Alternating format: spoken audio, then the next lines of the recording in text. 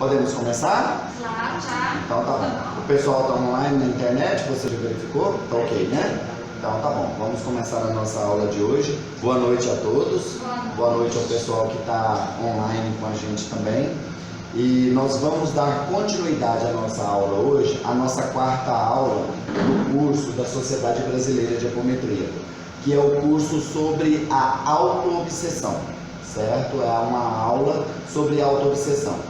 Na nossa última aula, eu expliquei para vocês os mecanismos dessa autoobsessão, porque a gente sempre achou, dentro dos nossos conhecimentos espirituais, espíritas, espiritualistas, que a autoobsessão era tão somente nossos atos, palavras, pensamentos e sentimentos agindo de forma negativa no nosso campo vibratório, nos prejudicando de alguma forma. Então, era a coisa mais simples para se resolver a questão da autoobsessão. Reforma íntima. Estava tudo resolvido. Fazendo a famosa reforma íntima, aquela reforma de fachada, aquela reforma que você dá uma geral mesmo nos seus sentimentos, nos seus pensamentos, nos seus atos, nas suas palavras, começa a se vigiar, a se policiar, trabalha a oração, trabalha uma vibração mais positiva, estava resolvido o problema, né? Só que aí a gente começou a constatar que isso não estava acontecendo durante os tratamentos que nós estávamos desenvolvendo desde lá de 2001, quando eu comecei a frequentar os centros espíritas. A gente notava que sempre acontecia de um consulente reincidir numa situação que estava sempre aquela questão assim de recorrência, sabe? Sempre aquela reincidência e tudo mais. Então a gente começou a observar que aqueles obsessores que a gente tratava virava e mexia e eles voltavam. Eu lembro muito do dirigente do centro chamar o Agostinho de Paris, Santo Agostinho, né, que ele não gosta que chame ele de Santo Agostinho, ele gosta que chame ele de Agostinho de Paris, então ele sempre evocava, né, meu querido irmão Agostinho de Paris, ou então Serapião Ribeiro, né, que é conhecido nos meios espíritas como um delegado do mundo espiritual, né? Existem notícias de encarnações em que ele realmente foi um delegado. A sua última encarnação conhecida foi como cangaceiro, né? Então, bruto. Então, a gente via que o doutrinador, ele evocava esses espíritos para auxiliar na doutrinação daquele espírito obsessor que estava obsediando a pessoa. Ótimo! Ali havia todo um trabalho de doutrinação e, segundo o que eles entendiam, esse espírito era conduzido para a luz, era conduzido para o caminho da luz. 3 meses depois estava lá o mesmo espírito, obsediando a pessoa, perseguindo a pessoa e, assim, não falava coisa com coisa. Por exemplo, perguntava a ele: por que você está perseguindo a Carol? Eu não gosto da Carol, mas por quê? O que ela fez contra você? Sei, não interessa, não vou com a cara dela. Mas espera aí, como assim? Para você obsediar uma pessoa, basta você não ir com a cara dela? O que é isso? Né? E a gente começou a notar que estava havendo uma incongruência aí, sabe? A gente viu que estava faltando uma pontinha nisso aí. Foi quando a gente descobriu as questões que foram tratadas na aula passada, das personalidades múltiplas e dos subníveis de consciência ou subpersonalidades. A gente explicou bem na nossa última aula quais são essas manifestações, né, do nosso registro de memórias. É como se fosse uma lembrança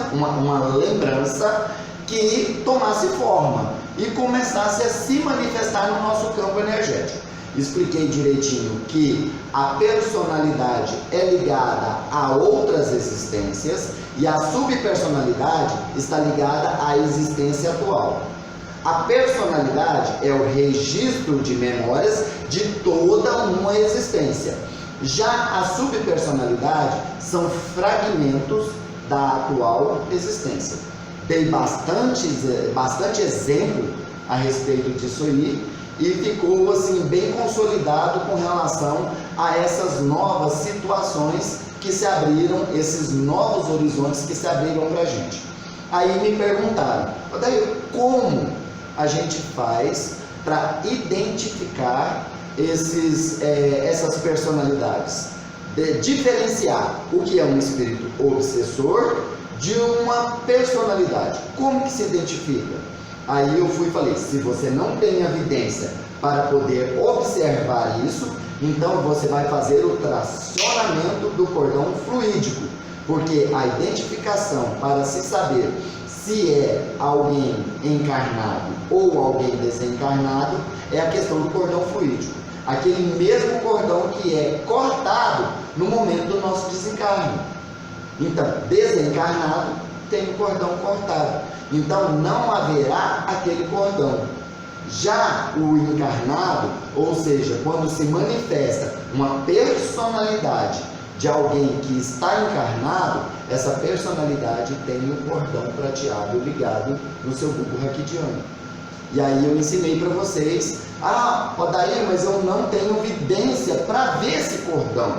Quem tem evidência, fantástico, bate o olho e vê. Agora, quem não tem evidência? A primeira questão, quando não se tem evidência e você não tem certeza de que situação aquilo ali está se tratando, você vai perguntar, quem é a Ângela para você? Pode perguntar, numa boa. E ele vai responder. Quando ele tem consciência da existência dele ligado à Ângela, ele vai responder, eu sou ela, ou eu sou parte dela, ou ela faz parte de mim, ou eu estou ligado a ela. Certo, você está ligado à Ângela, então a gente já percebeu que você faz parte do condomínio espiritual ao qual ela pertence. Agora eu preciso saber se você é um fragmento dessa existência ou a lembrança de uma existência passada. Você é uma lembrança dela dessa vida ou de outra? Ele vai falar, olha, eu sou dessa vida. Não, eu sou de outra.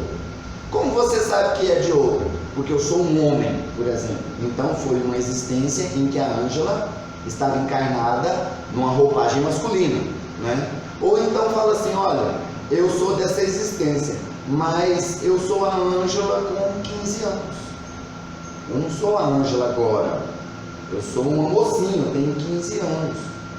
Ou seja, quando a Ângela tinha 15 anos, houve algum evento na vida dela que causou um trauma, que foi o gatilho desencadeador da dissociação desse subnível de consciência.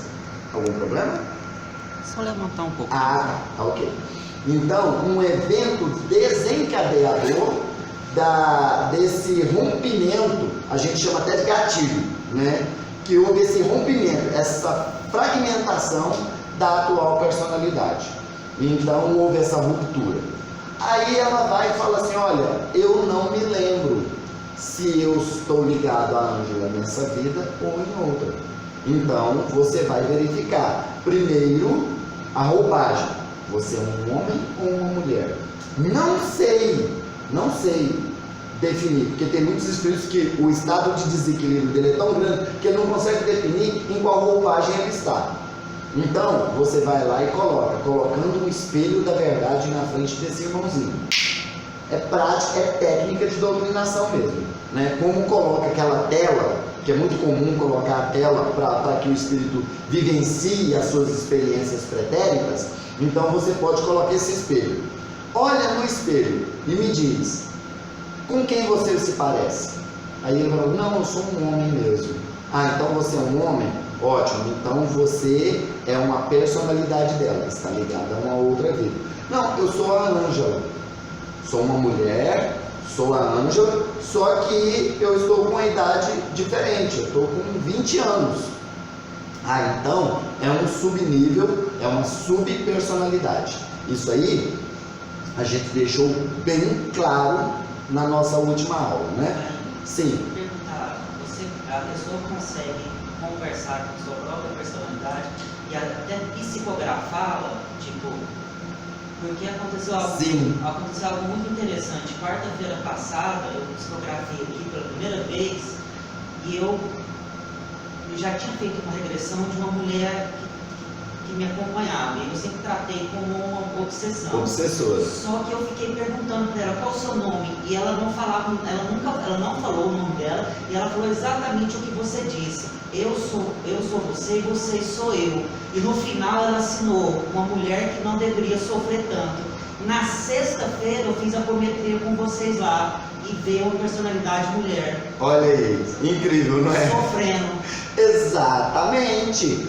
Existe essa possibilidade, sim. Sabe por quê? Porque da mesma forma que ela mantém contato com você, influenciando em você, nós vamos falar aqui sobre esses 4 itens, que é vamos dizer assim, a forma com que essas personalidades podem te influenciar. Da mesma forma que ela pode conversar no seu inconsciente, você também pode conversar com ela. Você também pode influenciá-la. Você pode doutrinar as suas personalidades. Você tendo conhecimento, por exemplo, você tem uma personalidade sua, que é a personalidade de um guerreiro mongol, matava todo mundo, matava até a mãe dele, não tinha um pingo de dó de ninguém, piedade nenhuma. Aí, de vez em quando, esse guerreiro mongol, ele se manifesta na sua personalidade, ele se manifesta no seu psiquismo, fazendo com que você tenha atitudes agressivas. E atitudes agressivas com pessoas que você ama, com pessoas que estão próximas a você. Aí o que acontece? Esse guerreiro mongol, ele vai influenciar o seu psiquismo. Enquanto você não sabe da existência dele, você acha que aquele surto de raiva, aqueles surtos que você tem, que é 880, você estoura de uma hora para outra, e não importa com quem, se é no trânsito, se é com sua esposa, se é com sua mãe, se é com um irmão seu, você simplesmente explode, né? E você não consegue identificar. A partir do momento que você vira e fala assim, isso pode ser uma personalidade minha. A partir desse momento, a hora que o mongol vem, por exemplo, que você vai estourar com a sua esposa, aí você lembra e fala, opa, esse não sou eu. Essa raiva, essa fúria não vem de mim. Eu sou calmo e pacífico. E aí você vai conversar com ele. Olha, eu sei que você faz parte do meu agregado espiritual. Eu sei que você faz parte do condomínio do qual eu sou o síndico hoje. E eu sei que na sua época tudo era resolvido no grito e na espada. Só que hoje não é assim mais. Eu preciso que você me traga a sua sabedoria, a sabedoria do seu povo, uma sabedoria ancestral. Os mongóis, eles eram muito religiosos, eles cultuavam os animais, o cavalo era um animal sagrado para os mongóis. Então, traz isso para mim, traz essa religiosidade, traz essa fé para mim, e não a parte violenta. Você pode doutrinar a sua própria personalidade a partir do momento que você reconhece a existência dela. Numa boa, com certeza. E ela pode se manifestar no seu psiquismo, fazendo você psicografar tranquilamente. Porque se ela interfere no seu psiquismo, fazendo você ter crises de ansiedade, fazendo você ter crises de tristeza, pensamentos suicidas, sofrimento, tudo isso, então ela pode também se manifestar no seu psiquismo e fazer você psicografar numa boa, sem nenhum problema. Pode acontecer sim, com certeza. Sim. Uma pessoa com problema assim, né, que está sofrendo esse tipo de autoobsessão, procura ajuda psicológica. Normal, vai no psicólogo. Esse psicólogo que não tem esse conhecimento assim seu, que vai pelo lado científico mesmo da psicologia, consegue ajudar a pessoa? Ajuda em parte, porque hoje a psicologia já está trabalhando o transtorno de, de personalidades múltiplas. Né? E, inclusive aquele videozinho que eu mandei para a Ângela, você divulgou no grupo, né, Ângela? Aquele do rapaz que estava no manicômio, que tinha um monte de gente conversando ao redor dele. Acho que não tô lembrado desse vídeo. Eu mandei ele para você, certeza. Porque eu saí daqui e mandei ele para você. É o do rapaz que está no manicômio, aí tem um monte de gente ao redor dele, ele está sentado numa mesa e tem um monte de gente conversando na mente dele e cantando na mente dele, enchendo a cabeça dele e tudo mais e tal. Ele está conversando com uma doutora do outro lado. Lembrou? Aí quando ela vira e fala, chega! Aí todo mundo some, aí ela foi e fala assim, agora você se lembra? Aí ele fala, meu nome é Daniel. Aí ela, que bom, Daniel, você voltou. Ele, voltei. Ótimo, então tá bom. Agora vamos começar a nossa sessão. Ela dá a volta e põe a mão no ombro dele. Quando o doutor de verdade entra na sala e fala para ele, né? Boa noite, Daniel, tudo bem? Ele, boa noite, doutor. Com a doutora, a personalidade da doutora trabalhando no psiquismo dele para poder ele responder o psiquiatra que estava atendendo ele. Então, hoje já existem, aí dentro da psicologia, da parapsicologia, da psiquiatria, já determinados conhecimentos a respeito desses transtornos de personalidade. Tanto que o transtorno bipolar é uma dessas frequências. Só que a bipolaridade geralmente é o quê? São dois polos extremos, né? Completamente antagônicos. Ou é triste demais, ou é alegre demais, ou é calmo demais, ou é nervoso demais, né? E aí já tem aquelas pessoas que a gente já fala que não é bipolar, é tripolar. Aí já tem 3 personalidades. E aí vai tendo cada vez mais personalidades sendo diagnosticadas, né? Aquele livro Muitas Vidas, Muitos Mestres, ele fala justamente dessa situação aí, né? Então ele vai descobrindo esse mundo de personalidades que a menina tinha dentro do seu registro de memórias. É fantástico, né? Brian Weiss, né? Exatamente. Foi ali que ele começou a investigar as questões de vida após a morte. Super interessante, né? Foi o caso, isso, a reencarnação, foi o caso que levou ele a se aprofundar nas questões sobre reencarnação, né? Então hoje já tem psicólogo, psiquiatra que pode ajudar. Claro, eles não vão obter um resultado 100%, porque deveria haver a união entre a medicina e a espiritualidade, e isso ainda não aconteceu, né? Então aí geralmente o que eles fazem? Dopam o paciente, dá-lhe remédio, né? Dá-lhe tarja preta para poder controlar aqueles picos que acontecem, né? Lembrou do vídeo agora? Lembrei, mas eu lembrei que eu não concluí. Lá em casa é assim, eu começo, eu tenho que interromper, e eu não terminei de ver, por isso que eu passei por via de novo. Eu mudei de celular e alguma coisa explodiu no outro. Tá, eu lembro que eu mandei para você ele e alguma outra coisa. Eu acho que eu mandei um vídeo da Lenise Lucena sobre eu acho que da Lenise Lucena. Depois eu vou olhar.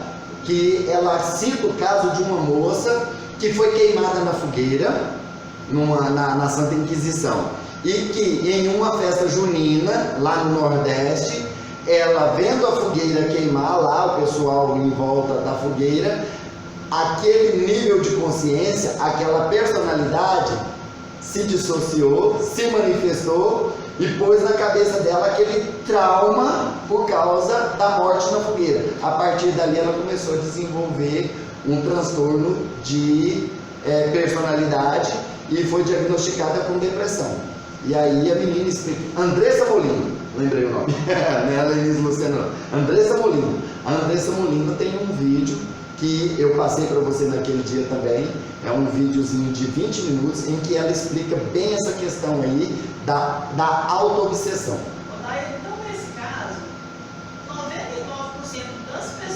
se auto-obsediam. Eba! Isso é uma coisa natural. Que maravilha! Exatamente! É essa a conclusão que eu preciso que as pessoas cheguem.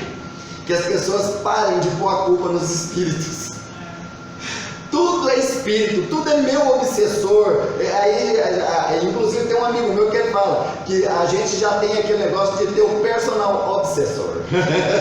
É um obsessor que é pessoal, sabe? Assim, que obsedia a gente o tempo inteiro. Inclusive tem um vídeo dos Amigos da Luz que é mais ou menos isso aí. É aquele que eu até falei pra vocês, né? O obsessor chega na beira da cama e o cara, ai meu Deus do céu, lá vem o obsessor. Ele, calma. Aqui, quem que obsedia quem? Ó, é você que fica com esses pensamentos negativos, com essa vibração negativa, é você que atrai coisa ruim, é você quem faz tudo quanto é tipo de coisa ruim. Olha, eu vou falar real pra você, até orar pra você eu já tentei. Eu sou seu obsessorzinho, você matou minha família, você destruiu minha vida, acabou com tudo e tal, mas o negócio é o seguinte, você não me dá tempo para te obsediar, porque você se obsedia. Então, essa é a mais pura verdade. Hoje, 90% dos nossos problemas não são causados por obsessores, são problemas nossos mesmo. 90%. 10% tem um obsessorzinho aqui, um obsessorzinho ali, um pai ciumento de uma outra vida, um marido que não aceitou você ter casado agora nessa, que achava que era seu dono. Tem, não vou dizer que não tem. Tem uma mãe pegajosa, uma mãe super protetora, tem sim, mas 90% dos nossos problemas estão ligados ao nosso próprio condomínio espiritual. E nós somos o síndico, nós somos o representante desse condomínio espiritual aqui no plano físico. E aí o que acontece? É pela ação desses condôminos revoltados que estão querendo por tudo derrubar o síndico, promover o impeachment do síndico, caçar o mandato dele, acontecem certas situações na nossa vida que desencadeiam em grande sofrimento, em grandes tormentos. E são essas situações que nós vamos falar aqui agora. Nós vamos falar da autoobsessão como síndrome da ressonância vibratória com o passado. Nós vamos falar das correntes mentais parasitas autoinduzidas. Muito interessante. Recordação tormentosa, fragmentária de encarnação anterior. O caso da mulher que foi queimada na fogueira, dei o exemplo, né? Os estigmas kármicos físicos que formam núcleos obsessivos e os estigmas kármicos psíquicos que formam núcleos obsessivos. Isso aí eu vou explicar cada uma dessas 4 para vocês, e vocês vão ver que muitas situações nas vidas de vocês se encaixam nessas situações aqui. Vocês vão observar. Por exemplo, o primeiro caso, a síndrome da ressonância vibratória com o passado. É aquela situação em que você vai em algum lugar, por exemplo, você vai numa cidade histórica, você vai em Ouro Preto, Minas Gerais. Você nunca foi em Ouro Preto, mas a hora que você passa nas ruas históricas lá de Ouro Preto, ou entra numa daquelas igrejas lá de Ouro Preto, eu sei disso porque uma amiga minha, ela passou muito, mas muito mal dentro da igreja matriz lá de Pirinópolis. Ela sentiu um negócio horrível lá. Ela disse que começou a ouvir os escravos chorando e lamentando para carregar pedra e o povo batendo neles para poder construir aquela igreja. Então acontece isso. Você vai lá e de repente você entra em ressonância vibratória com alguma situação do passado. Mesmo que você não tenha vivenciado aquilo ali, você entra em ressonância vibratória. Você é como se você revivesse algo que não importa se você viveu ou não, você começa a ter aquelas sensações. Igual a minha amiga, não quer dizer que ela tenha reencarnado, que ela tenha tido uma encarnação lá em Pirenópolis. Ela pode ter tido uma encarnação, por exemplo, em Ouro Preto ou em qualquer outra cidade histórica onde houve escravidão. Mas lá em Pirenópolis, ela reviveu essa situação vibratória. Ela começou a sentir dor, sim, vamos dizer assim, muita dor mesmo nas costas, sentindo as chibatadas que os escravos sentiam, que os escravos levavam, carregando as pedras por aqueles morros lá de Pirenópolis. E sofreu. Ela entrou na ressonância vibratória com aquilo ali. E quando a pessoa entra nessa ressonância vibratória, ela não consegue sair. Isso pode ser enquadrado na mediunidade de efeito físico? A partir do momento que ela sentiu dor nas costas?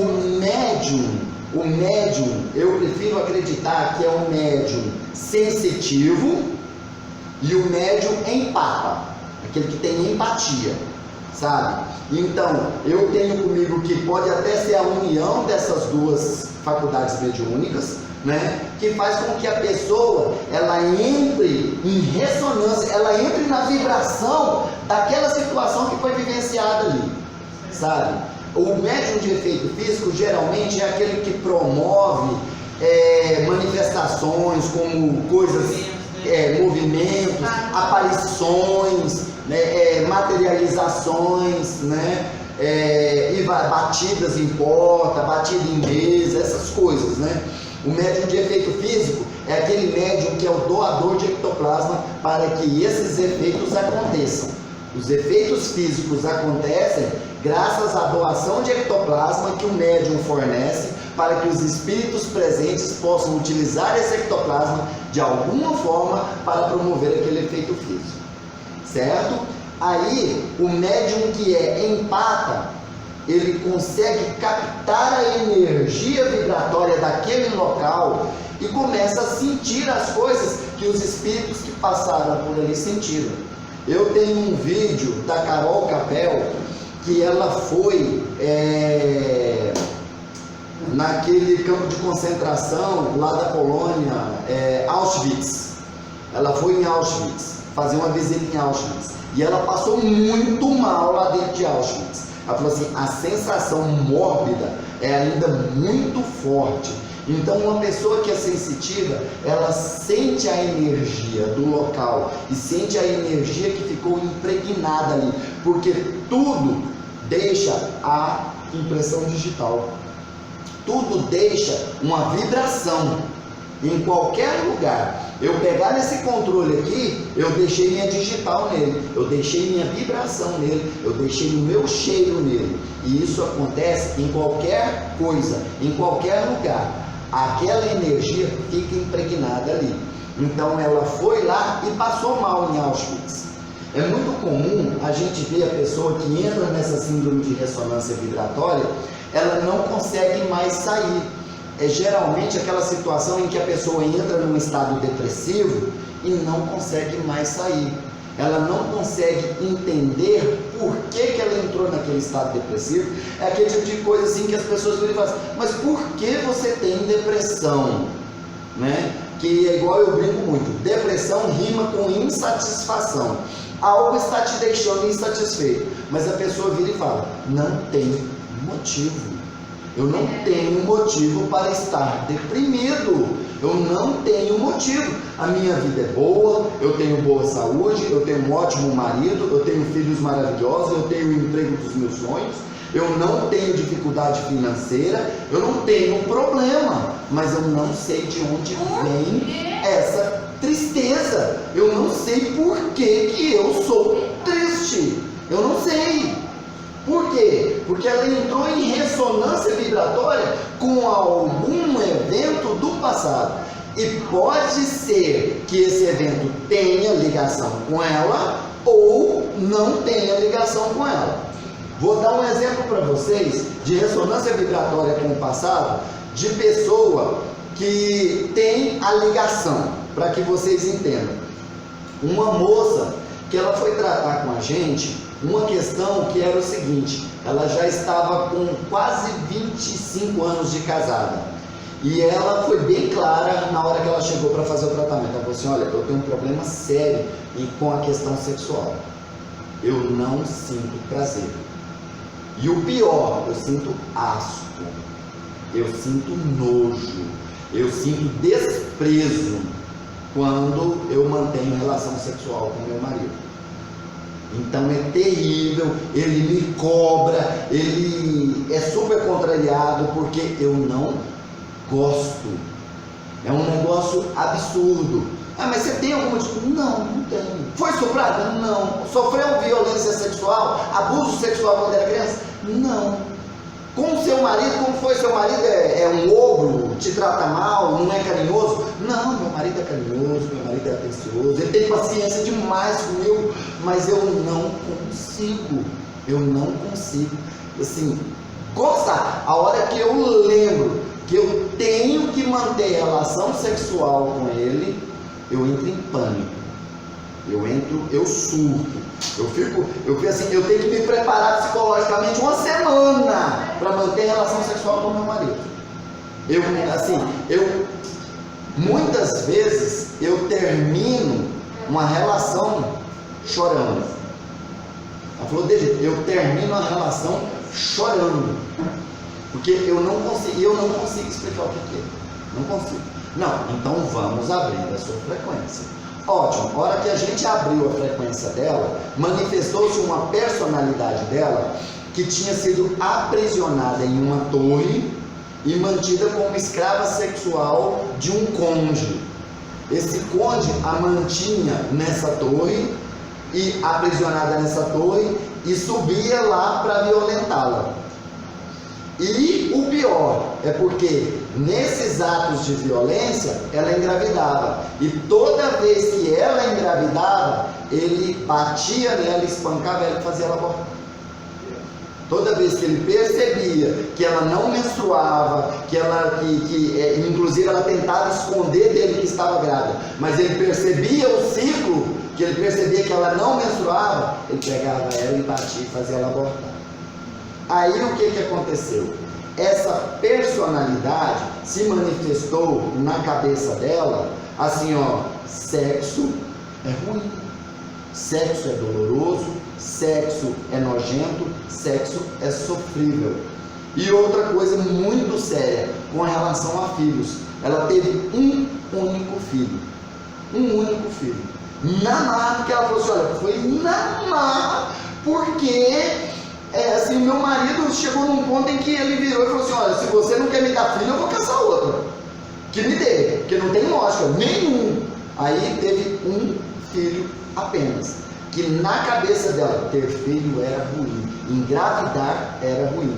Essa personalidade se manifestava no psiquismo dela dessa forma. Chegava ao ponto de que ela engravidava e abortava espontaneamente. O organismo dela expulsava o feto, isso repelia o feto. Não pode engravidar, você não pode ter filho. E ela expelia o feto. Pergunta? Na sua prática doutrinária, você fala muito em abrir frequência. Sim. Explica melhor para a gente como que a gente consegue isso, quantos médicos precisam, o que é necessário para abrir a frequência de alguém. Para abrir a frequência de alguém, para abrir a frequência de uma pessoa, você precisa de um doutrinador experiente, você precisa de um captador psíquico ou um médium de psicofonia e um médium de apoio. Se você tiver esse trio, 3 pessoas, você já pode abrir a frequência de uma pessoa, sem nenhum problema. Quanto maior o grupo, melhor, porque ali podem se manifestar 2 ou 3 personalidades ao mesmo tempo. Pode se manifestar uma personalidade aqui e um obsessor ali, sem nenhum problema. Mas se você tiver um doutrinador experiente, se você tiver um médium de captação psíquica ou psicofonia e um médium de apoio, que é o doador de ectoplasma, é o médium de sustentação, muito conhecido como médium de sustentação. Se você tiver esses 3, você já pode abrir a frequência de uma pessoa. E como que você abre a frequência de uma pessoa? Você dá o comando para a abertura da frequência. Da mesma forma que quando você vai fazer um tratamento de desobsessão com um consulente dentro de um trabalho de desobsessão espírita, você fala, vamos tratar fulano de tal, não é? Pois é, então você pode falar dentro da abertura de frequência, vamos abrir a frequência mental, espiritual e física de fulano de tal. Numa boa. E aí, o certo, quando eu vou abrir a frequência de uma pessoa, vou abrir a frequência de uma pessoa, primeiro ponto, eu elevo o padrão vibratório da mesa, elevando o padrão vibratório da mesa, para que a mesa esteja num padrão vibratório elevado, certo? Então, elevando o padrão vibratório da mesa, 1, 2, 3. Se eu sentir que o padrão não conseguiu chegar a um nível energético suficiente, então vamos fazer uma oração. E aí a gente faz uma oração, faz uma leitura do Evangelho, sabe? Canta alguma música de elevação para poder elevar o padrão vibratório. Elevou o padrão vibratório, igual no nosso grupo tem o Sérgio, que ele adora cantar pontos de umbanda na mesa, sabe? Ele canta baixinho, mas está sempre ali cantando ponto. Ele está sempre sustentando vibratoriamente a mesa. Então eu elevo o padrão vibratório da mesa, ótimo. Aí vem o consulente. Aí a gente vai e fala para o consulente, explica para ele como que vai ser o tratamento. Aí a gente pede ele para fazer a abertura do Evangelho e explica para ele, olha, a abertura do Evangelho vai ser uma bússola, para um norte, para que nós possamos fazer o seu atendimento. Então pega o Evangelho entre as mãos, se concentra, eleva o seu pensamento a Jesus e abra espontaneamente o Evangelho. Onde você bateu o olho, você me mostra, que eu vou ler um trechinho para você. Aí a pessoa vai lá e aponta aquele trecho, a gente lê. 99,9% das vezes, o trechinho que a gente leu do Evangelho ali se casa maravilhosamente com a situação que ele relata lá. Igual, eu tenho problemas familiares, eu tenho problemas com minha família. A hora que a gente vai olhar lá no Evangelho, ingratidão dos filhos e os laços de família. É incrível. A pessoa tem algum distúrbio ligado à questão de mediunidade não trabalhada, não desenvolvida. E aí sofre por isso, né? Porque é aquela situação da mediunidade sofrida, né? Aí não desenvolveu, não praticou, não trabalha espiritualmente, então acaba sofrendo porque sente as energias, incorpora no meio da rua, acontece um monte de coisa. Aí eleva o pensamento, abre o Evangelho, não ponhais a candeia debaixo do alqueire. É incrível, bate sempre em cima. Tanto que geralmente no nosso grupo a gente não fornece a ficha para os membros da mesa, somente o dirigente da mesa tem acesso à ficha, porque aí ele sabe o conteúdo ali do que vai ser tratado. Aí ele vira, muitas vezes eu brinco muito, eu pergunto para a pessoa, preciso explicar a ligação da leitura com os seus sintomas? A pessoa geralmente, não, tá muito na cara, deu na cara, ótimo, então tá bom, perfeito. Aí a gente tira a pessoa da mesa para que o núcleo obsessivo dela não venha interferir, bloqueando as manifestações. A gente tira a pessoa da mesa e manda para a sala de reiki. Então ela vai receber uma sessão de reiki lá na sala de reiki, enquanto a gente está abrindo a frequência dela lá na mesa. Aí a gente dá o comando, pedimos permissão à espiritualidade superior para abrirmos a frequência de Cássia Aparecida dos Santos Azevedo. 1, 2, 3, 4, 5, 6, 7. E a gente abre assim. Aí depois eu ainda dou mais um reforço, entrando na frequência mental, espiritual e física de Cássia Aparecida dos Santos Azevedo. Aí os médiuns começam a manifestar as personalidades. Os médiuns começam a manifestar as personalidades. Aí tem aquele médium que já começa a estribuchar, já tem aquele médium que começa a esbravejar, a falar, não quero estar aqui, eu não quero estar aqui. E tem aquele médium que ele fica assim, eu estou sentindo, mas não estou entrando. Eu estou sentindo, mas não estou entrando. Ah, tem uma mulher gritando na minha cabeça. O que é? É que aquela pessoa precisa que a sua mediunidade seja estimulada, seja aguçada. Então, o doutrinador vai ali no chakra frontal, né? Tanto na parte anterior quanto na contraparte posterior, e joga luz azul índigo. Não é a cor vibratória do chakra frontal, para estimular o chakra frontal, jogando a luz azul índigo no chakra frontal do meu irmãozinho, para ativar todo o seu sistema de visão, para que ele entre na frequência, para que ele vislumbre todo o quadro que se desenvolve à sua frente, para que ele possa vivenciar tudo o que acontece nessa manifestação. Aí ele fala, pode falar, entrei, então agora vamos continuar, e aí continua o processo. Se ele fala assim, olha, eu estou vendo, mas não estou sentindo, ou seja, expandiu aqui, mas não está sentindo, então você vai no chakra esplênico, que é o chakra do vaso, que é o chakra responsável pelas manifestações físicas, pelas sensações que o médium tem. Você vem no chakra esplênico, jogando luz laranja no chakra esplênico, ativando o chakra esplênico, para que o meu irmãozinho, para que o aparelho tenha todas as sensações que estão presentes nessa manifestação. 1, 2, 3. Aí logo ele começa, ai, tá doendo, ai, mas tá doendo, ai, minhas costas tá doendo. E aí já entrou na frequência, e aí a gente faz o tratamento. É igual eu falei, se for só um trio, ótimo, vai ter apenas um médium de captação. Então o doutrinador vai ficar por conta dele. Agora, se existem mais médiums de captação na mesa, na equipe, então que cada médium de captação tenha um doutrinador ali do lado. Daí, então para cada captador precisa de um doutrinador, sim. E médium de apoio? Nem sempre. Porque às vezes um médium de apoio na mesa é suficiente para 4, 5 duplas. Não tem problema nenhum. A gente geralmente gosta de colocar os médiums de doação, quando tem mais de um, entre os médiums de captação, para que não haja interferência energética de uma captação com a outra. Então, por exemplo, nessa cadeira está um captador, aí o doutrinador dele está de lado. Aqui nessa cadeira eu coloco um médium de apoio, aqui eu já coloco outro captador. O médium de apoio vai funcionar como uma barreira, para poder isolar uma energia da outra com uma frequência da outra. Então aqui pode se manifestar uma freira e aqui pode se manifestar um pirata, sem nenhum tipo de interferência nas duas manifestações.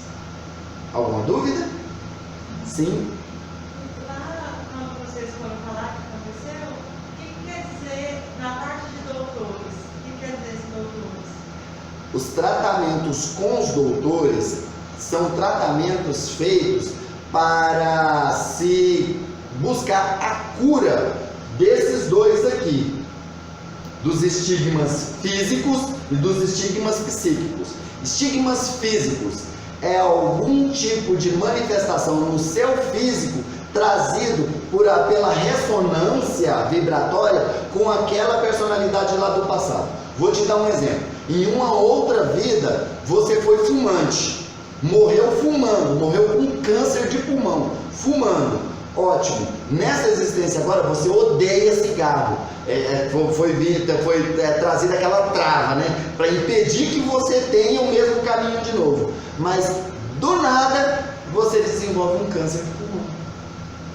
Aí a gente abre a sua frequência, vem uma personalidade sua que fala, olha, eu morri de câncer de pulmão porque eu morri fumando. Ótimo, você está tratando um estigma físico, um problema físico. Então você vai para o atendimento com os doutores, porque os doutores vão tratar isso no seu agregado espiritual. Eles vão tratar isso principalmente no seu corpo astral. Lembra na aula de corpos que eu expliquei para vocês que o corpo astral é o que dá forma ao corpo físico? Ou seja, se há uma lesão no seu corpo astral, essa lesão vai ser drenada para o corpo físico? Então os doutores, eles fazem o tratamento a nível energético, a nível astral, no seu corpo astral, para conseguir a cura do seu corpo astral. Aí, tratando o seu corpo astral, ele se cura, o seu corpo astral se cura, e essa cura desce energeticamente para o físico, e assim automaticamente o seu físico é curado. Por exemplo, uma pessoa que tem problemas de nódulos nos rins, né? Não é cálculo, é nódulo mesmo, tumores. Aí tem nódulos nos rins. Essa pessoa, quando a gente vai abrir, obrigado, querido. A gente abre a frequência dessa pessoa e se manifesta lá todos os tratamentos e tudo mais. A hora que vai lá para os doutores, o doutor olha, lê a ficha e está lá, nódulo no rim. Aí o doutor vai e fala assim, olha, nós precisamos tratar o rim dessa pessoa. Para tratar o rim dessa pessoa, nós vamos ter que desdobrar o corpo astral dela e tratar energeticamente no corpo astral. O rim astral está doente e se manifesta no físico. Então vamos curar o astral, que quando sobrepor o rim novo, curado e tratado sobre o rim físico, esse estado de saúde do rim astral vai descer para o rim físico. Então é aí que entram os doutores, tanto para os estigmas físicos quanto para os estigmas psíquicos. Porque esses estigmas psíquicos, eles podem trazer transtornos mentais para nós. De um sofrimento muito grande que você teve em uma outra vida, e aí esse sofrimento te traz algum tipo de transtorno psíquico hoje. Por exemplo, em uma outra vida, você viveu no Império Romano e foi atropelada lá nas arenas. Você foi jogada na arena e foi atropelada por uma daquelas bigas que ficavam correndo lá com cavalos, e aquelas bigas que destroçavam as pessoas. Ou então foi arrastada por uma biga, né? Por quilômetros e quilômetros, sendo arrastada até a morte. Aí agora nessa vida você tem um pavor imenso de cavalo, de animais, ou você tem medo do trânsito. Tudo que tem roda você tem medo. Você tem medo de dirigir, você tem medo de ir para o trânsito, você não consegue tirar a carteira, você não consegue dirigir, porque houve um estigma kármico psíquico na sua mente, houve um transtornozinho, houve um bloqueio, houve uma chavinha que foi ligada ali. Não chega perto de algo que tem roda, porque algo que tem roda é mal. Então o doutor vai lá e desliga essa chavinha. Ele desliga essa chavinha e ele utiliza uma técnica que nós chamamos de despolarização dos estímulos da memória. Ou seja, há a desconexão desse plugzinho que estava estimulando sua memória. Uma memória passada estava afetando o seu comportamento hoje. Então esse plugzinho é desligado. Desconecta para que você não tenha mais interferência dessa memória lá do passado. Então os doutores tratam essas duas situações aqui, os estigmas kármicos físicos e os estigmas kármicos psíquicos. Eles são tratados lá no tratamento dos doutores. E esses doutores, eles podem tratar energeticamente e podem também fazer cirurgias espirituais, tá? Eles podem fazer cirurgias, que a gente prefere não falar nem cirurgia, né? A gente prefere falar em tratamento energético espiritual, né? Para poder resolver as questões. Mas já teve casos assim impressionantes que uma pessoa, por exemplo, que eu citei o caso dos nódulos no rim, foi justamente porque eu lembrei do caso de uma consulente, que ela tinha nódulos nos dois rins. Quando o doutor foi atendê-la, ele virou e falou assim, olha, o rim direito ainda dá para salvar, mas o rim esquerdo não dá para salvar. Eu vou ter que clonar um novo rim astral para ela. Então ele foi lá, pegou amostras, fez tipo uma biópsia, pegou amostras do tecido do rim e colocou numa máquina. Essa máquina fez um trabalho lá de clonagem para clonar aquele rim. Já o outro rim, ele falou assim, esse aqui ainda tem jeito. E ele foi e ia com uma espécie de espátula, parecendo aquelas colheres de pegar sorvete. Ele ia lá no rim e tirava aqueles nódulos, tudo a nível astral. Lembrando que ele não mexeu fisicamente, ele não encostou na consulente, certo? Ele ia lá no corpo astral dela, no rim astral, que é a coisa mais interessante. Eles usam uma técnica que mais pra frente vocês vão conhecer, a eteriatria. Vocês vão ver os tratamentos do corpo etérico, os tratamentos espirituais que são feitos, e a dialimetria, que a dialimetria está ligada diretamente ao diagnóstico, ao diâmetro do problema. Aí o que acontece? Ele pega um rim que é desse tamanho aqui, e ele coloca ele como se fosse numa plataforma e faz ele crescer, expande o sistema daquele rim, e aquele rim fica desse tamanho aqui. Ou seja, um nódulozinho que era para ser desse tamanho, agora vai virar uma bola desse tamanho. Então ele vinha com a espátula, a gente vendo o rim, ele vinha com a espátula e tirava aqueles nódulos. Ia tirando aqueles nódulos.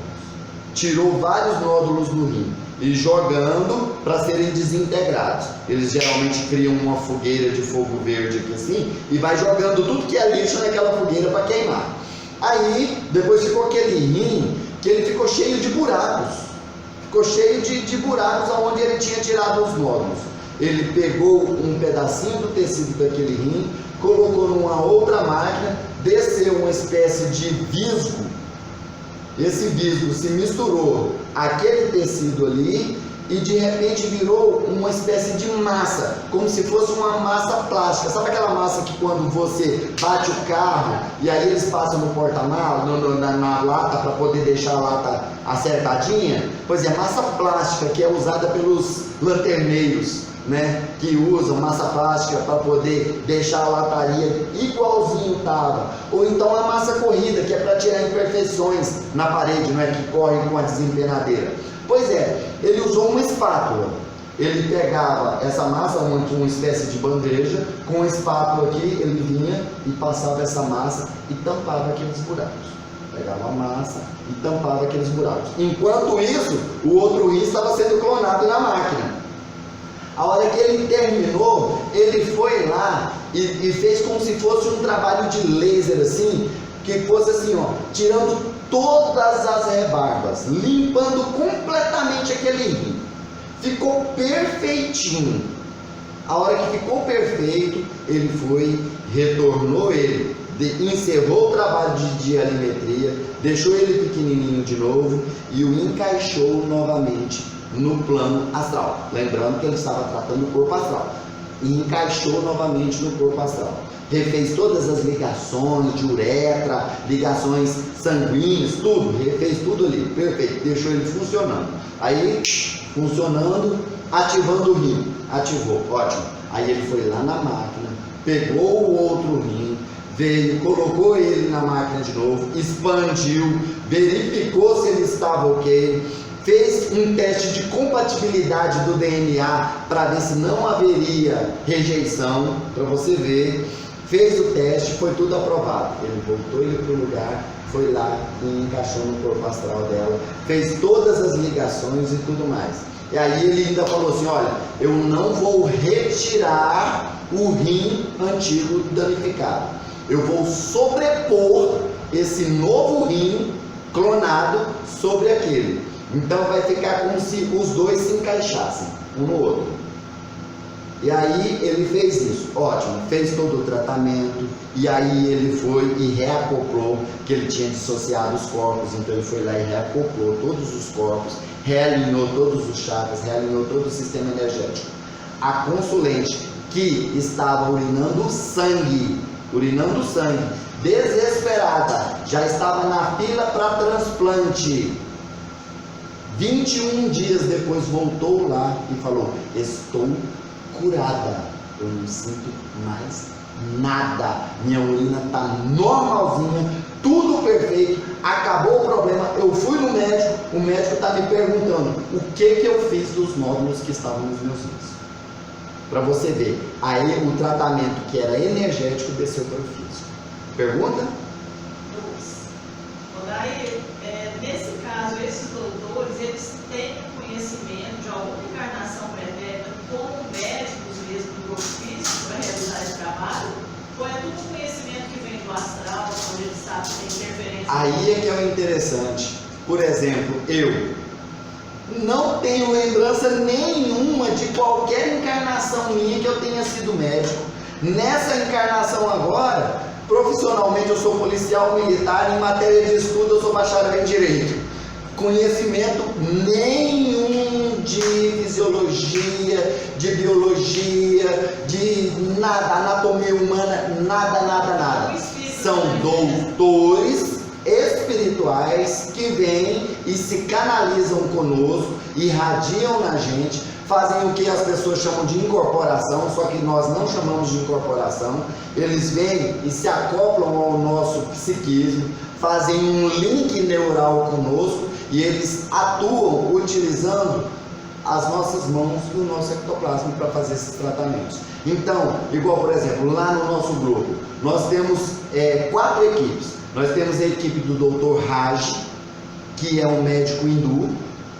Nós temos a equipe do Dr. Klaus, que é um médico alemão. Nós temos a equipe do Dr. Hans, que é alemão também. Nós temos a equipe do Dr. Bezerra de Menezes, esse todo mundo conhece, né? Brasileiro. E tem mais algumas equipes acessórias, como por exemplo o Dr. Fritz, de vez em quando se manifesta, porque há necessidade dele se manifestar. E tem as equipes que estão ligadas aos comandos galácticos, né? As equipes ligadas ao comando Santa Esmeralda, que hoje nós já sabemos que o Dr. Bezerra de Menezes faz parte da Ordem Santa Esmeralda, né? Vem os doutores do comando Santa Esmeralda, do comando Santa Ametista e do comando Arcturiano. O comando Arcturiano é o principal responsável por trazer essas tecnologias que eu falei para vocês aqui, sabe? Eles trazem essas tecnologias e os nossos doutores, inclusive o próprio doutor Bezerra de Menezes já falou várias vezes que eles estagiam nas naves deles para aprender a trabalhar com essa tecnologia, que até para o mundo espiritual nosso são tecnologias avançadíssimas. Olha que o nosso plano espiritual, os espíritos das colônias elevadas, como Aruanda, por exemplo, né, estão assim muitos anos à frente da nossa tecnologia atual aqui, né? E eles já têm a permissão de utilizarem as tecnologias trazidas pelos extraterrestres. Tem um livro do Robson Pinheiro que se chama Cidade dos Espíritos, que fala bastante desse intercâmbio tecnológico entre os extraterrestres e os espíritos daqui da Terra. E é uma trilogia, né? O primeiro livro é Cidade dos Espíritos, o segundo é Os Guardiões e o terceiro é Os Imortais. Aí fala muito nesses 3 livros aí desse intercâmbio tecnológico, deles trazerem tecnologia para ajudarem os espíritos aqui da Terra. Nossa, a gente ouvindo você falar, parece uma coisa surreal, uma coisa de filme essas coisas. A gente está muito longe de compreender, mais longe ainda de realizar, né? Exatamente, é incrível. Mas eu queria te perguntar o seguinte, nesse caso das curas, desse tratamento que foi feito, no caso do consulente está passando por um processo kármico, que ele precisa quitar esse débito nessa encarnação. Aí é super Essa cura divertido. acontece. Aí é super divertido. Aí eles conseguem ver que Eles veem que a pessoa precisa do remédio amargo. É o famoso remédio amargo, né? Então, eles não interferem. Tanto que nós falamos lá, que sempre que a gente vai fazer algum tipo de intervenção, eles fazem a intervenção com a permissão da espiritualidade, no que for possível, no que for permitido, sem interferir no livre-arbítrio da pessoa e sem interferir na carga kármica da pessoa. Ou seja, a pessoa precisa daquele remédio amargo ali, ela precisa passar por aquele processo ali. Então o que acontece? Esses doutores, eles vêm e auxiliam, tipo assim, atenuando o sofrimento daquela pessoa e dando a ela esperanças e avivando a fé naquela pessoa para que ela possa buscar a sua autocura. Aí o doutor passa o Ho'oponopono para fazer, passa a oração do perdão para fazer, passa, por exemplo, se a pessoa está sofrendo por causa de uma faculdade mediúnica não desenvolvida, uma faculdade mediúnica tolhida, aí ele vira e fala, ó, você precisa trabalhar mediunicamente, porque se você trabalhando mediunicamente, você curando o próximo, você vai se curar. Então os doutores passam essas orientações também.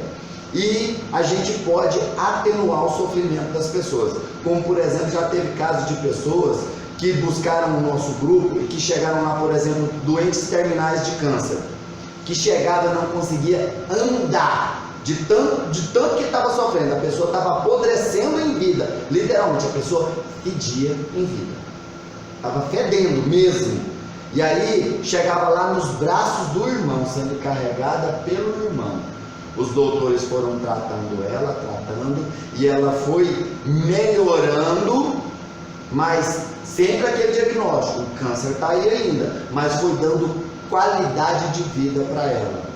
Foi dando qualidade de vida para ela. Ela estava bem, estava melhor, estava se alimentando, melhorou muito a fisionomia, ela era verde, ela mudou a coloração e tudo mais e tal, e todo mundo, a família inteira feliz, porque ela estava bem, mas eles falavam, ó, a gente leva no médico, o médico fala, o tumor está lá, mas ela está tendo qualidade de vida, ela está vivendo bem. E aí o que acontecia? Assim, uma hora do nada, a pessoa, pluf, morria.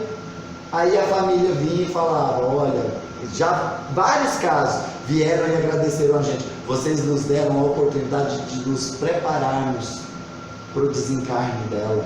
Vocês deram para a gente a oportunidade de viver mais um pouco com ela, porque o médico tinha falado para a gente que ela tinha 5 dias de vida, ela viveu mais 2 anos com a gente, e viveu bem, viveu feliz, estava bem, ia no médico, o tumor estava lá, o médico ficava sem entender, mas como assim, você não está sentindo dor? Não, doutor. Mas você não sente dor? Não. O médico já tinha cancelado as quimioterapias, falando, não vamos mexer com quimioterapia, porque não resolve, é só para trazer mais sofrimento para ela. Então não vamos fazer quimio, não vamos fazer rádio. O médico pergunta para ela, mas você não sente dor? Ela, não. Mas com um tumor desse tamanho? Não sinto dor. Já teve um senhor chileno que ele já fez um tratamento assim com a gente, e era câncer de próstata. E já tinha enraizado no osso, já tinha feito uma metástase para o sistema ósseo, estava espalhado em toda a bacia dele, e ele fez o tratamento com a gente. O médico, olhando o exame dele aqui e vendo a situação que o tumor dele estava, ele olhava para o exame, olhava para ele assim, olhava para o exame, olhava para ele, sem dolor? Ele, no dolor. Ou seja, sem dor, não tinha dor.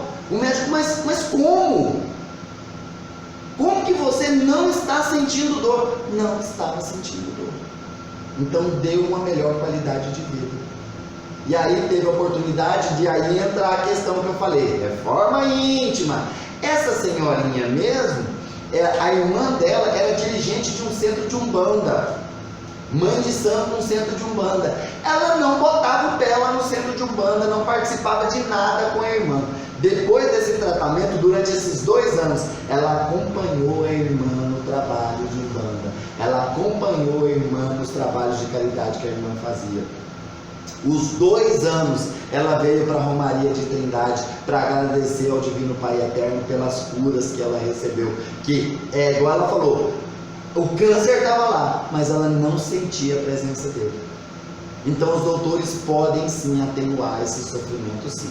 Não vai retirar aquilo que é carga kármica, que a pessoa precisa passar, precisa aprender com aquilo ali, é o remédio amargo que aquela pessoa precisa, mas eles podem dar uma boa qualidade de vida para aquela pessoa, sim, com certeza.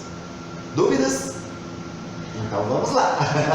Bem, com relação à síndrome de ressonância vibratória compassada, ficou bem esclarecidinho? Ótimo. Então agora nós vamos passar para as correntes mentais parasitas autoinduzidas. Gente, é a famosa peia magnética. o famoso chip autoinduzido, autocolocado, os implantes autocolocados, que a gente chama de autossabotagem, de autoboicote. Às vezes a pessoa, a hora que a gente abre a frequência dela, ela está toda amarrada, ela está toda aprisionada, ela tem grilhões nos braços, ela tem correntes amarradas nas pernas para imobilizá-la, para não permitir que ela ande, para travá-la. A hora que a gente abre a frequência jurando que é um obsessor, está lá uma auto-obsessão, uma personalidade dela que quer impedir que ela caminhe, que ela progrida, que ela cresça nessa vida. Isso é muito comum acontecer quando há aquelas situações em que a pessoa passou por algum tipo de autoflagelo em alguma outra encarnação. Por exemplo, era muito comum antigamente aquelas pessoas que eram ligadas à questão religiosa, eram monges, padres, freiras, que quando eles fazerem o autoflagelo, né? Que usavam aqueles cintos de silício, usavam aquelas chibatinhas, se chicoteavam, se cortavam. Era aquele negócio assim, se um monge ele tinha atração por uma moça, então ele se sentia impuro, ele se sentia sujo. Aí o que acontecia? Ele ia lá e se flagelava, colocava aqueles cinturões de silício para apertar, de alto silício, né? Para apertar, para poder se machucar, aqueles cordões cheios de arame, de ponta afiada para dentro. Ele colocava aqui assim e apertava. Era muito comum eles colocarem nas pernas, porque aí na perna ficava escondido pela batina, pela capa deles, né, pelo manto deles. Colocava muito nas pernas, apertando, colocava nas partes íntimas. As freiras colocavam muitos instrumentos de tortura nas partes íntimas. Inclusive, havia casos até delas se automutilarem, cortarem o clitóris para não haver prazer, para não sentirem prazer. Era uma coisa assim bem doída mesmo. Aí agora, de repente, essa pessoa vem numa nova encarnação e com uma proposta completamente diferente: casar e ter filhos. Ótimo, beleza. Aí aquela personalidade da freira vai se manifestar e vai fazer com que ela sofra e ela não consiga ter prazer nas suas relações sexuais. A hora que ela vai manter relação sexual com o marido, com o noivo, com o namorado, seja com quem for, ela sente dor, muita dor, ela não consegue ter prazer. A gente vai lá e abre a frequência, está lá uma corrente mental parasita sendo colocada nela, provocando tortura, provocando dor, provocando repulsa com relação a homens. A gente já diagnosticou vários casos de pessoas, por exemplo, mulheres que não são lésbicas, mas também tem nojo de homem. Aí aquela pessoa que ela vira e fala assim: não, eu tenho que viver sem sexo. Por quê? Porque se eu for ter contato com mulher, eu não sou lésbica, eu não gosto. Mas homem também eu tenho dificuldade, eu não consigo ver um homem me acariciando, me tocando. Isso aí são as correntes mentais parasitas autoinduzidas, que pode, por exemplo, ser colocado inclusive em forma de implante neural, para que essa pessoa não consiga pensar de forma equilibrada com relação ao sexo oposto. E isso pode ser com relação a várias coisas. Por exemplo, uma pessoa que na última encarnação morreu de um acidente aéreo, morreu de avião, um acidente de avião. Agora nessa encarnação, aquela personalidade que morreu de acidente de avião vem e coloca um chip, uma corrente mental na cabeça dessa pessoa, para que toda vez que ela pense em andar de avião, vem aquele pânico que ela não sabe da onde. E ela não consegue entrar num avião. Mesmo com todo mundo explicando: olha, é o meio de transporte mais seguro que existe. Não, eu não dou conta. Olha, você não vai ver. Não, eu não dou conta. Não dá conta. O chipzinho está acionando. Não entra, avião é perigoso, você vai morrer. E pronto, acabou e não consegue entrar. Ontem nós tivemos um exemplo de um tratamento desses com uma consulente que ela foi para ser tratada no nosso tratamento lá e foi super interessante. Ela depois estava me contando que antes de sair de casa deu um pânico nela, um pânico gigantesco, que ela não conseguia sair de casa, porque na cabeça dela eles tinham que vir de carro, na cabeça dela eles iam sofrer um acidente e ia morrer todo mundo. Na cabeça dela, ela falou assim, eu via o acidente, eu via todo mundo morrendo, todo mundo que estava dentro do carro eu via morrendo no acidente, e eu não dava conta. A hora que chegou aqui na porta, que eu pus o pé na calçada, dava vontade de sair correndo, porque vinha na minha cabeça assim, ó, eles vão te matar lá dentro. Falei para ela, corrente mental parasita. Certeza. A hora que abriu a frequência dela, vieram as manifestações. E revelando que não queriam que ela fosse lá, porque não queriam que ela fosse tratada. Queriam mantê-la naquele estado de subjugação que ela estava, que ela estava vivendo. E ela vive isso desde criança. Ela já é uma senhora de uns 55 anos. Vive isso desde criança, sofrendo com isso. Igual outro exemplo que eu posso dar para vocês, de correntes mentais parasitas autoinduzidas, é o caso daquela senhora que eu contei para vocês que morava no Pará, e ela veio e contou para a gente, olha, eu comecei a ter enxaqueca com 12 anos. Com 12 anos minha cabeça doeu pela primeira vez, e nunca mais parou de doer. Eu tenho 62 anos, 50 anos que a minha cabeça dói. 50 anos que a minha cabeça dói. Eu não consigo me livrar dessa dor. Já fui em tudo quanto é médico e é sempre a mesma conversa. É enxaqueca e pronto, acabou. Então vamos abrir a frequência dela. A hora que a gente abriu a frequência dela, se manifestou um nível de consciência dela, uma personalidade dela, que tinha sido torturada na Santa Inquisição com uma espécie de capacete que parecia uma gaiola, com pontas de ferro fincando por toda a cabeça, e que tinha umas manivelas que, ao serem giradas, apertavam aquilo ali, e aquilo fincava na cabeça dela, aquelas pontas, um tipo prego mesmo, mas bem grosso, comprido, e ia fincando na cabeça dela. Aí a gente olhou, a personalidade estava projetando nela aquele mecanismo, aquilo tudo. Aí a gente foi investigar, porque aos 12 anos ela começou a desenvolver faculdades mediúnicas. E essa personalidade que morreu sendo considerada bruxa lá na Santa Inquisição era médium. Então por isso é que, olha, eu vou apertar a sua cabeça para que você não desenvolva a sua mediunidade. Você não vai trabalhar mediunicamente, porque se você desenvolver sua mediunidade, você vai morrer, você vai sofrer. E a ideia era, lá na Santa Inquisição, aquelas torturas que eles faziam era para quê? Para que a pessoa aceitasse Jesus, né? Reconhecesse seus pecados, confessasse seus pecados e aceitasse Jesus, como se realmente resolvesse, porque aí a pessoa fala, não, eu confesso, ótimo, agora vai para a fogueira. Resolvia, né? Pois é, não resolvia. Então a ideia era que ela não desenvolvesse a faculdade mediúnica dela, não desenvolvesse a mediunidade dela. E isso realmente, toda vez que havia qualquer tipo de desenvolvimento psíquico dela, a faculdade mediúnica dela começava a se expandir, vinha a dor de cabeça e ela recuava. Ela não conseguia frequentar centro, ela não conseguia frequentar a igreja, ela não conseguia fazer nada.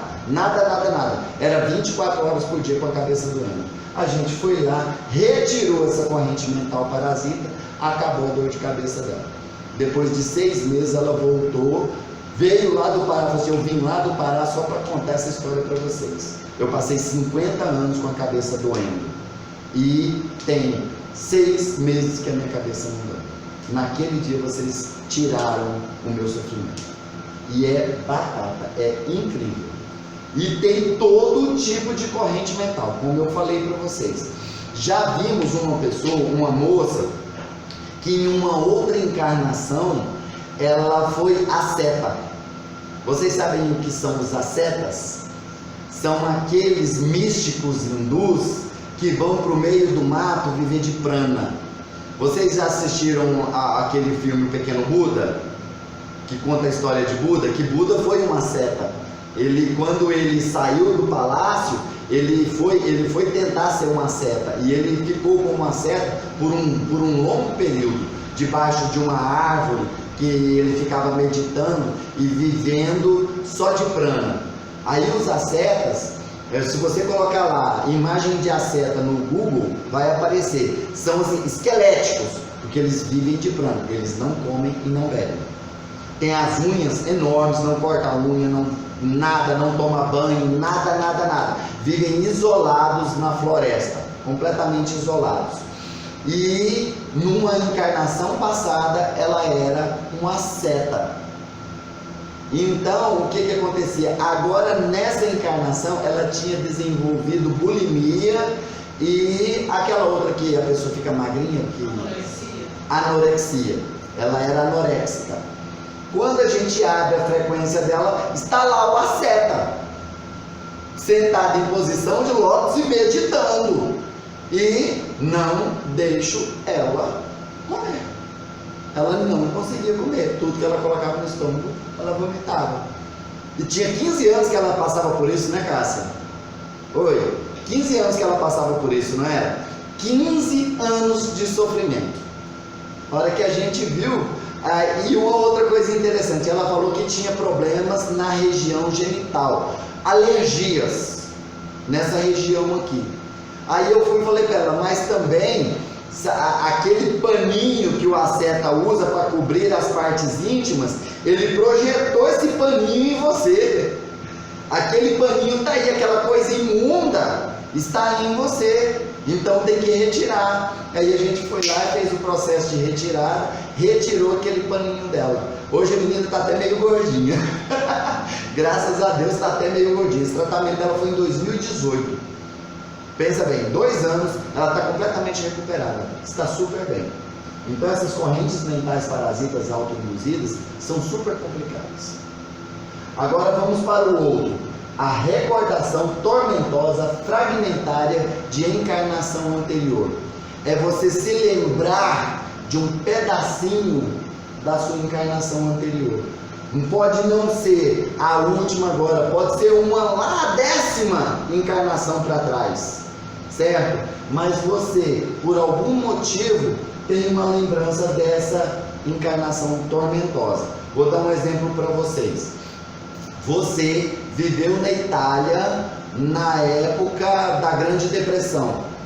Aí o que acontece? Você passou fome e você morreu de fome, morreu de desnutrição lá na Itália. Aí, não, vamos pegar assim, na época da peste negra, né? Idade Média. Na época da peste negra, você morreu lá na Itália na época da peste negra. Ótimo. Agora, de repente, você ouve no rádio uma música italiana, essa música é o gatilho para acordar, dissociar aquela personalidade italiana que se lembra daquele sofrimento, daquela existência que ela morreu de peste negra. A partir daí, ela vem e se manifesta no seu psiquismo com algum tipo de problema de saúde, como por exemplo aparecer no seu corpo aquelas manchas típicas da peste negra, aquelas manchas negras horrorosas se manifestando no seu corpo, porque ela estava ligada, essa personalidade estava ligada à questão da peste negra. Então ela trouxe um estigma kármico físico para você, e essa recordação tormentosa te traz sofrimento. Por exemplo, você teve uma encarnação na França onde você foi abandonada pelo seu noivo. Você estava noiva, preparando para se casar, e de repente o seu noivo vai e deflora você e te abandona. Aí você entra em depressão, sofre e vai até morrer. Isso era muito comum. As moças suicidavam, as moças entravam em depressão e morriam, tomavam veneno, fazia de tudo. Aí o que acontece? Agora, nessa nova encarnação, você está vivendo a sua vida normalmente, até ali por volta dos 15 anos, feliz da vida, tranquila, sem nenhum problema. Aí de repente você ouve uma música francesa. Você ouve Je t'aime, né? Aquela musiquinha que todo mundo conhece que é francesa. Você ouve uma música francesa. E essa música te traz uma recordação que você não sabe do que é, mas que te traz uma tristeza muito grande, aquela sensação de abandono que você teve lá na França, quando você viveu naquela encarnação lá.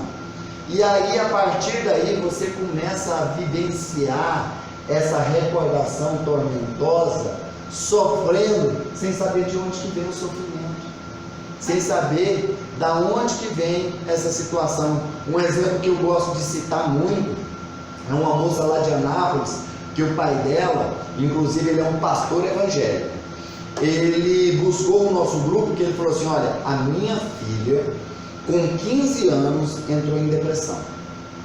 Com 15 anos entrou em depressão. Hoje ela está com 32 anos. São 17 anos de depressão. E nada sara, nada resolve. E eu já tentei de tudo. Como pastor evangélico, eu já tentei de tudo. Eu já levei ela para os Estados Unidos, que eles eram da igreja Assembleia. Então ele levou ela para os Estados Unidos. Ele falou assim: olha, vinha missionário da África, eu levava ela. Vinha missionário dos Estados Unidos, eu levava ela. Vinha missionário da Europa, eu levava ela. Eu tentei de tudo para conseguir curar a minha filha dessa depressão, que ninguém sabe a origem, ninguém sabe de onde surgiu essa depressão, por que ela ficou deprimida desse jeito, ninguém sabe. Ela só entrou em depressão com 15 anos e tem 17 anos que está sofrendo com depressão. Aí a gente abriu a frequência da menina. O que aconteceu? Justamente ativou uma recordação tormentosa de que naquela época que ela viveu numa outra encarnação, as mulheres se casavam muito cedo. E ela, aos 15 anos, foi obrigada a se casar, porque era muito comum o casamento combinado, né? Ela foi obrigada a se casar com um velho, asqueroso e muito rico. Porque ela era uma moça muito bonita, muito feliz, muito jovial. Aí esse velho meio que comprou o casamento dela.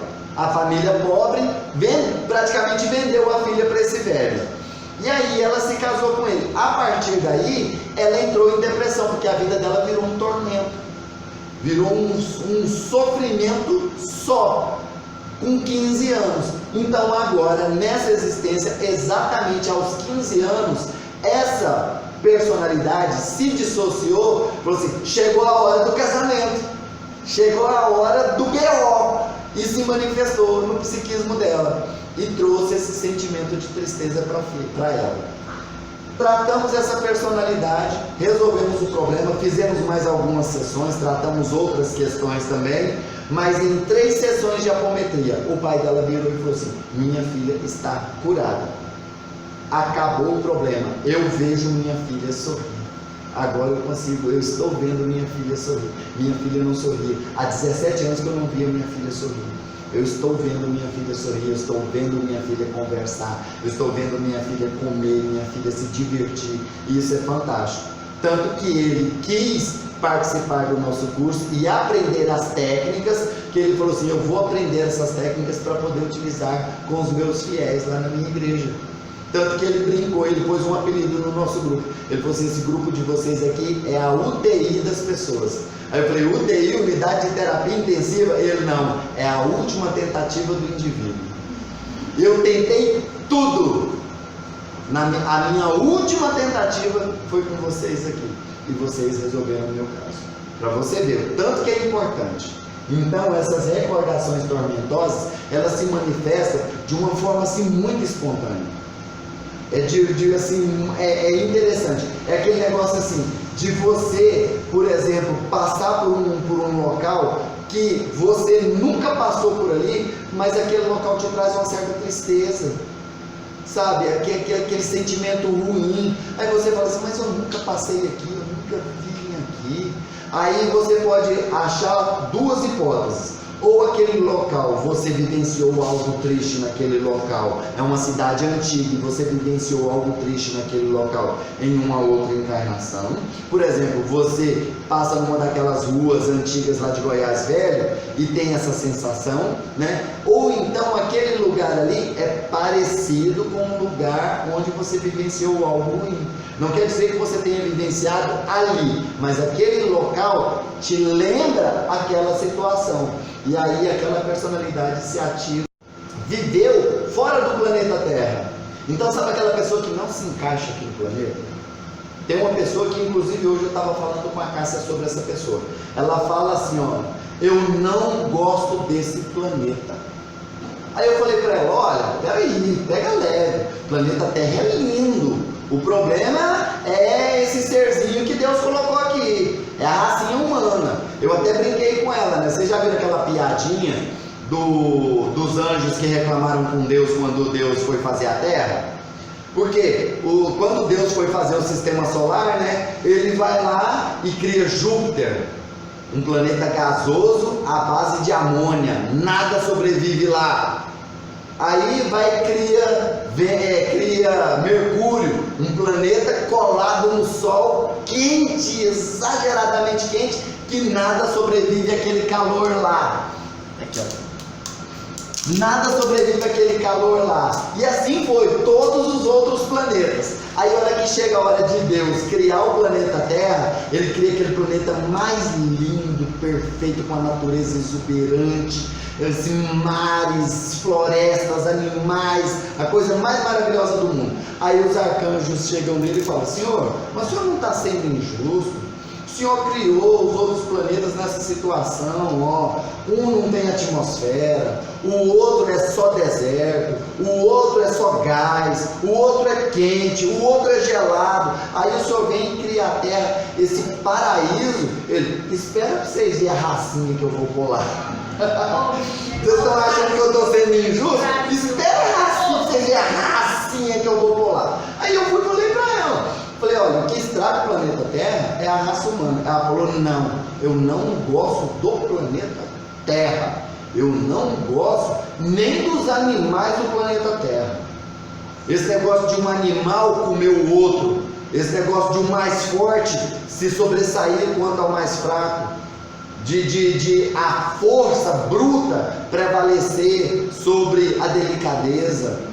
Eu acho absurdo, eu não gosto, eu não concordo com nada disso. Aí eu até falei com a Cássia, a hora que abrir a frequência dela, certeza, vai vir uma personalidade que é de outro planeta. Certeza absoluta. Que não concorda com o padrão de vida aqui. Porque a gente tem informações trazidas através de livros ou canalizações, como por exemplo canalização da Sheliana, ou de livros como por exemplo A Vida no Planeta Marte e os discos voadores do Ramatiz, Cartas de uma Morta do Chico Xavier, né? A Vida no Planeta Júpiter, não, né? A Vida no Planeta Saturno, narrado por Maria de Nazaré. Deixa eu ver qual mais livro que fala. Num Outro Mundo, que conta a história da vida no planeta Vênus. Então a gente vê que nesses planetas que já passaram pelo processo de regeneração, que hoje são mundos regenerados, ou até mundos superiores, igual Júpiter, que é o planeta mais evoluído do nosso sistema solar, então lá são ambientes maravilhosos, em que até os animais, não tem esse negócio de um animal comer o outro, não, vivem em harmonia. A natureza vive em harmonia, os seres que ali vivem em harmonia. Então, com certeza, veio de algum outro mundo, de um mundo desses aí. Claro, despencou de lá pra cá, né? Porque com certeza a Mônica de Medeiros fala, Boa Bisca, você não foi lá. Então, eu queria saber se eu vim de Órion. Não me preocupe com isso não. Se você veio de Órion, é porque você não se enquadrou lá e você foi jogado aqui. Então para com esse negócio de querer saber de onde você veio. Então tem muita gente que fica com isso. Eu queria tanto saber de que planeta que eu vim. Eu queria tanto saber de que mundo que eu vim. Porque eu tenho uma saudade tão grande de lá e tal. Esse tipo de coisa, sentir essa saudade de algo bom, e isso quando te motiva a fazer coisas boas aqui, a viver uma vida boa, a crescer, a transformar esse nosso mundinho de expiação e prova num mundo melhor, pelo menos ao seu redor, criar bolhas de regeneração ao seu redor, beleza, mas e quando isso te afunda? Quando isso te traz depressão, quando você fica deprimido? Oi? Às vezes tem gente que revolta. Revolta, traz revolta. Essa pessoa é revoltada, essa que falou que não gosta do planeta Terra, não gosta nem dos animais aqui, sabe? Então é revoltada, super revoltada. Então, essa personalidade precisa ser tratada sim. Precisa sim. Tá ok? Ok. Pergunta? Essas recordações, elas podem vir em forma de sonhos recorrentes? Sim, com certeza.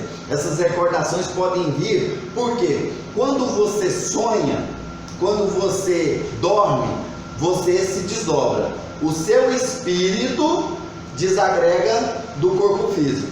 Aí faz aquela que a gente chama de projeção astral, viagem astral, certo? E como no plano astral não existe noção de tempo e espaço, como o nosso aqui é aprisionado, então o tempo lá e o espaço, eles são elípticos. O seu espírito pode dar saltos quânticos e voltar no passado para aquela situação que foi vivenciada. Então, toda vez que você se desdobra, seu espírito vai para aquela situação. E podem ser situações boas, você pode vivenciar uma situação boa que foi vivida lá no passado, ou ele pode estar aprisionado a essa recordação tormentosa de sofrimento. Então você sonha sempre com a mesma situação de sofrimento. É sempre a mesma situação, porque seu espírito volta e vivencia aquela situação ali. Mas a apometria, ela pode acabar também tipo de sonhos? Claro, com certeza, com certeza. Igual a gente já teve vários casos de pessoas que tinham aqueles ataques que são considerados ataques espirituais de íncubos e súcubos. Já ouviram falar? Espíritos demoníacos que sugam a energia sexual das pessoas. Então, principalmente mulheres são atacadas durante os seus sonhos e literalmente estupradas espiritualmente por esses espíritos para que sejam sugadas as suas energias. Mas acontece com homens também. Por isso que muitos homens têm aquela famosa poluição noturna. O cara nem sabe o que sonhou, aí ele acorda com poluição noturna.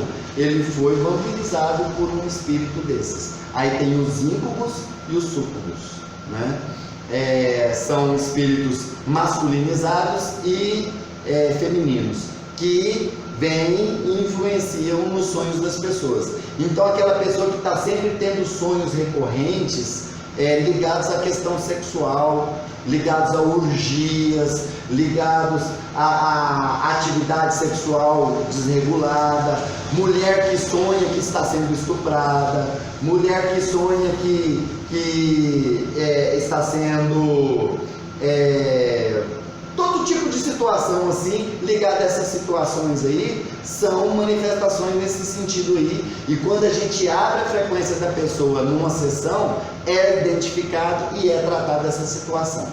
Tratadas as situações de personalidades, de subpersonalidades e também esses ataques espirituais e esses saltos que o espírito dá, esses saltos quânticos de regressões no passado. Inclusive a gente já identificou pessoas que têm saltos quânticos para o futuro, que são progressões no tempo.